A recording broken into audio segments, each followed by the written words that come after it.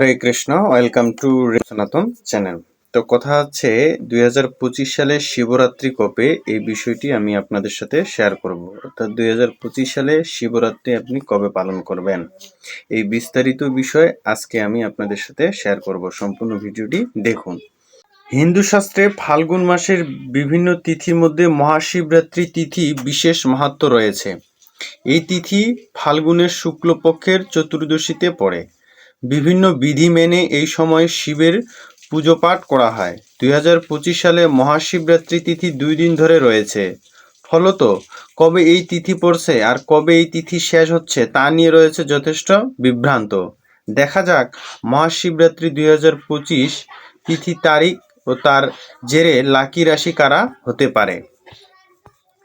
শিবরাত্রি 2025 ফাল্গুন মাসের শুক্লপক্ষের চতুর্দশী তিথি শুরু হচ্ছে 26শে ফেব্রুয়ারি 2025 বেলা 11টা 8 মিনিটে। তিথি শেষ হচ্ছে 27শে ফেব্রুয়ারি সকাল 8টা 54 মিনিটে। শিবরাত্রি পালিত হবে 26শে ফেব্রুয়ারি বুধবার। এখন কথা হচ্ছে কোন রাশি লাকি? কর্কট রাশি। এই সময় কর্কট রাশি জাতক জাতিকারা ইতিবাচক ফল পাবেন। ভগবান শিবের কৃপায় আর্থিক পরিস্থিতি ভালোর দিকে যেতে পারে। সামাজিক ক্ষেত্রে মান সম্মান প্রতিষ্ঠা হবে। কর্মক্ষেত্রে ব্যাপক সাফল্য আসতে পারে। কোনো নতুন কাজ ব্যবসা শুরু করতে পারেন।